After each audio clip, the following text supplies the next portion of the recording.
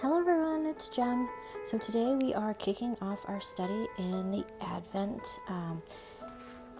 He is the reason for this season.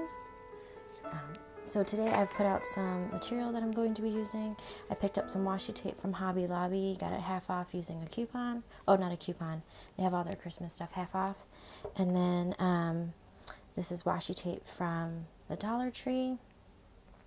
And I've got some things from last year's 'Tis the Season Illustrated Faith Advent Kit. So this is the washi tape. It says Hope, Love, Joy, and Peace. And then I've just separated some things to use.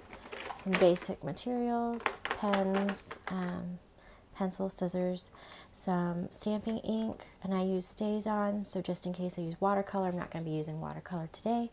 A stamp block, the stamp set from last year. Hopefully you can see that. And then the ephemera pieces that came with it from last year, and the sticker. So that is what I have separated. Also, stick that there. I have a plastic sheet to put behind my paper to protect the other sheets I'm not working on. And then I have some extra faux washi from the Christmas line from last year, and then a couple of tip-in pieces as well from their Christmas line from Illustrated Faith. If these things are still available, I will link it down below so you guys can find it and get it too. Alright, so today we are studying Jeremiah, chapter 29, verses 1 to 23, and we're going to focus on Jeremiah 29:11. If there is another verse that you want to focus on, you can, but that is the one I'm going to focus on today. So I'm going to fast forward you and let's get started. So generally before I get started with my journaling, I want to make sure I understand the context of the verse. So let's see, we're in Jeremiah, and this is in the Old Testament, so before Jesus was born. And Jeremiah is a prophet. He is writing this letter to the exiles, which are the believers who have left Jerusalem and are now in Babylon. And Jeremiah is actually still in Jerusalem. He stayed there. And he is known as the weeping prophet because he lived through and saw the thriving and the destruction of Jerusalem. So, really quick. So here I have cut my stamp in half because the date stamp goes from 1 all the way to 25, and it's too long to fit on my acrylic block. So I've cut it in half to make that work. So you just have to make sure you line it up when you're going to use that stamp in one long line. Okay, so getting back to the letter. All right. So Jeremiah is writing this letter of instruction from God to the exiles. He's telling them to settle and have families, but take care because there are still false prophets among you there in Babylon. God has promised that he will bring you back to the promised land. And that is what brings us to verse 11. It says, "For I know the plans I have for you, declares the Lord.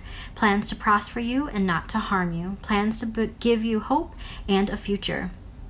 And then it goes on for Jeremiah to tell him to make sure you seek God, to pray to him, and to lean on him only, not to false gods. And the rest of the section goes on to talk about what God is going to do to bring down those in Jerusalem. He talks about bringing war and plague and famine on them for not believing and trusting in him. Also, there is a prophecy at the end where Ahab and Zedekiah will die at the hands of King Nebuchadnezzar, who is the current king in Babylon, because of all of their, let's see what he says here. For they have done outrageous things in Israel. They have committed adultery with their neighbors' wives, and in my name they have uttered lies, which I do not authorize. I know it and am a witness to it, declares the Lord. All right, and so that ends our section. So there is a lot going on around this verse 11, which for me, I've heard this verse many, many times, but definitely out of context. So I think it gives me a little more it makes it clearer when I read the context around it, so I know exactly what we're talking about here. It says, "So for I know the plans I have for you, declares the Lord, plans to prosper you and not to harm you, plans to give you hope and a future." It means so much more knowing, like, this is what the Lord has planned. In verse 10, it tells you, "In 70 years, I will bring you back. I will fulfill my promise, my good promise to bring you back." So the plan that the Lord has made is not necessarily on our time. It is on his time and what he has written for us. So let's see. Now I'm just overwriting my faux calligraphy there, if you like that. I'm still working on my for real calligraphy, but for now I'm going to settle with faux calligraphy, and that's just fine.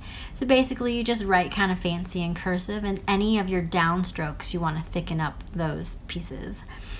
And then I'm going to stamp this manger and the stars to kind of make a little break in the middle of my my journaling here to make room for my prayer. And let's see. Adding some washi tape to this to kind of move my eyes around the page. And then I find that if you do things in threes, it kind of makes it kind of nice, like to move it around the page. All right, so then once I get all my washi tape down there, and I put some down at the bottom, sorry, I was kind of out of frame when I did that, at the bottom, and I also date stamped it with December 1st. And the prayer that I wrote there was, "Heavenly Father, thank you for the hope for the future that you have planned for me. I pray, I trust you, and let your plans play out." That, for me, I have, I want to have full control. I'm kind of a control freak like that, over what is happening. And sometimes it's difficult to give it to God and trust in him and what he has planned for us. So that is my prayer, my hope, while studying this verse here. Let's see. So I'm just going to rewrite over some of the faux calligraphy here. And I did grab an extra pen. My illustrated pen was running out of ink, so I grabbed my Faber-Castell brush pit pen to kind of write over the letters, and so it was kind of a little bit better. It stood out a little bit more, which is what I was kind of going for there. And again, just thickening up the down strokes in my cursive.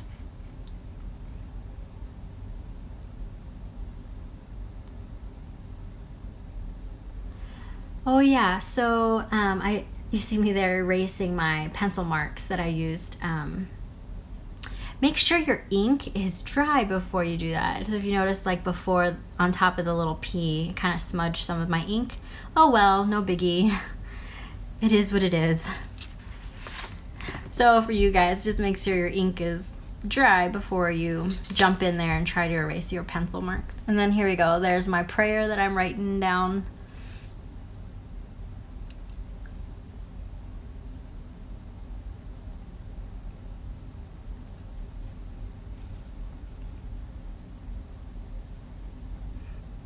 And that is it. So